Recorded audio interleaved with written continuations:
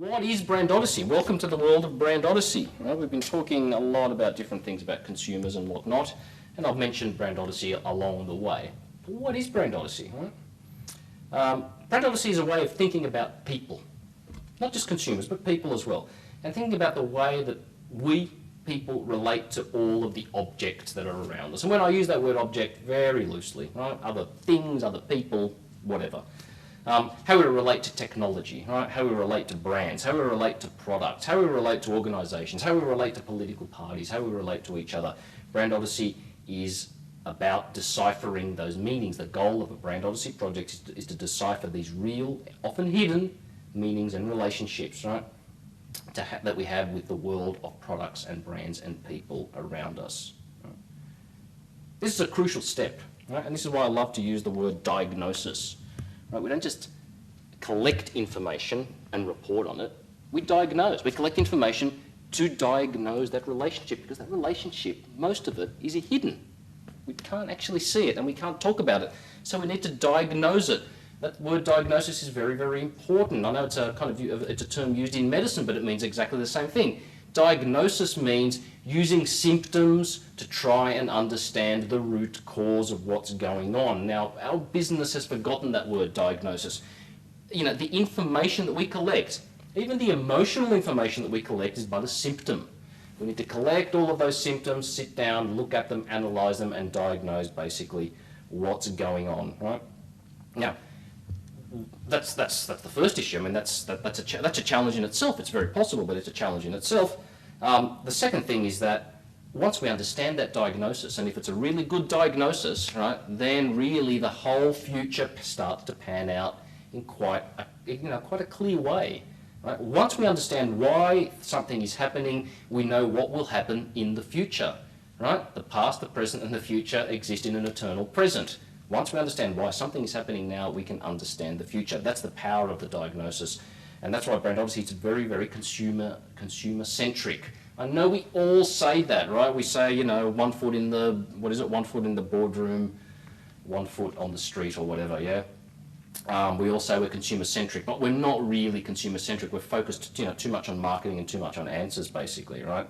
So, if you're looking at this, if you've come here waiting to hear, a lot of marketing speak and a lot of marketing jargon and lingo, then I think you're in the wrong place, because I don't really even know that much marketing jargon or lingo myself, because for what I do, it's not really that important, right?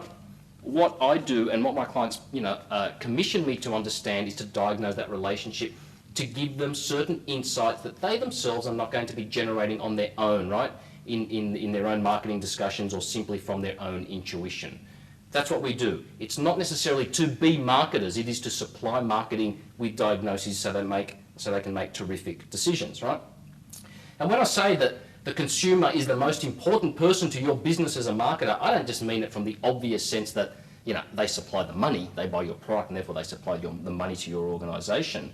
It's not that at all. They're the most important people to your organisation, because the future of what you make is actually contained within the consumer. The consumer is the repository, right, of really everything there is to know about your product. Right? This is why the consumer is very important. This is why brandOdyssey is 100% consumer-centric in the true sense of the word, right? So, brandOdyssey is dedicated to making the invisible or the unconscious visible and real to marketers, because that's where your future is, right? But it's not obvious, right? The future or the invisible might be staring at us, but we can't actually see it all of the time. So brandOdyssey is about articulating the future of a product, the brand, technology, service, or an organisation, right? We have to find this out. We have to dig into the unconscious area of the consumer mind, if that's what you want to call it, if that's where the unconscious exists, in order to find that out. But just to make it absolutely clear, what are the things that brandOdyssey does? I'll just quickly illustrate 6 things that it does, right? Number 1 is to establish the emotional imprint of a product or a brand. Now, we'll be discussing what this is later on, but to establish the emotional imprint of a product or brand or organisation or whatever, right? This is key. The other thing we need to do, the other thing brandOdyssey does is establish what we call the relevant moral codes. Now, there is a moral to every organisation. There's a moral to every story, as they say, right? There's a moral to every story. Every good story has a moral tale. And a brand, right, or something that we perceive is nothing more than a story, right? Remember, there's no reality, it's just perception, right? And that perception is nothing more than a story, right? So implicit in a lot of the things that we do is this moral structure, and brandOdyssey understands or brings to life that moral code. A moral code can be culturally specific, or it can be much broader in scope. Some morals are actually endemic to being a human being. Some morals or some morality is very culturally specific. And I'll talk about it again in detail later on.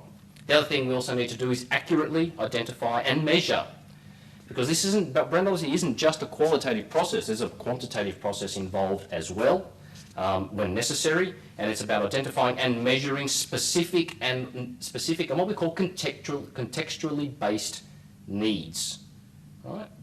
Both in a mindshare sense and in a behavioural sense. So we measure needs in the sense of to what extent do they exist in the consumer perception, but then we also measure those needs in terms of how they expressed in day-to-day behaviour in a particular context. The other thing that brandOdyssey realises is that the consumer, in most cases, is not a static being. We are not one thing all the time. And in fact, as the fragmentation of the market continues and as we continue to evolve as consumers, we actually take on different kinds of personalities. So, or have different needs in different situations. So when we measure needs, we don't just measure these, a consumer has this one need. Look, there are some categories where this might be the case, but generally we have different needs in different situations. So number 3 was identifying and measuring specific and contextually based needs, and often multiple needs, of course, from within the same consumer. Very importantly, to understand and to measure how well specific brands and products deliver to particular needs, right? Again, both in a mindshare sense, right? Which products are perceived to meet certain needs, and then which products are actually used to meet needs as well. So by measuring, again, measuring behaviour, measuring need, these are the two extremes that we need to understand, because it's the extremes that set the boundary of the story that we're going to talk about for the marketing client. From that, we create new ideas for products or services. We do not predict the future, right? Okay, we do not predict the future. We're not soothsayers, but we do create pathways for ideas for products and services by examining the unconscious of the present.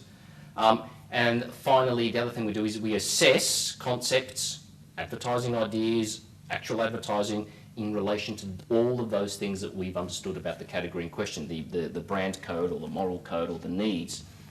So I'm not in favour of what we call testing concepts, right? Again, there are very efficient, cheap instruments to measure whether we like a concept or not, right? Online measurement, a few minutes, in a questionnaire, people will tell you, do I like it? Do I really like it? Do I like it strongly? Whatever.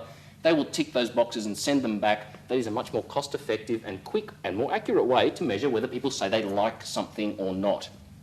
But as we know, liking isn't everything. In fact, sometimes in advertising, liking isn't even the issue at all. But it's not what people like and they say they want, it's what they actually need. And brandOdyssey assesses ideas, concepts, advertising, etc. in relation to what people actually need. But we need to understand what those needs are in the first place.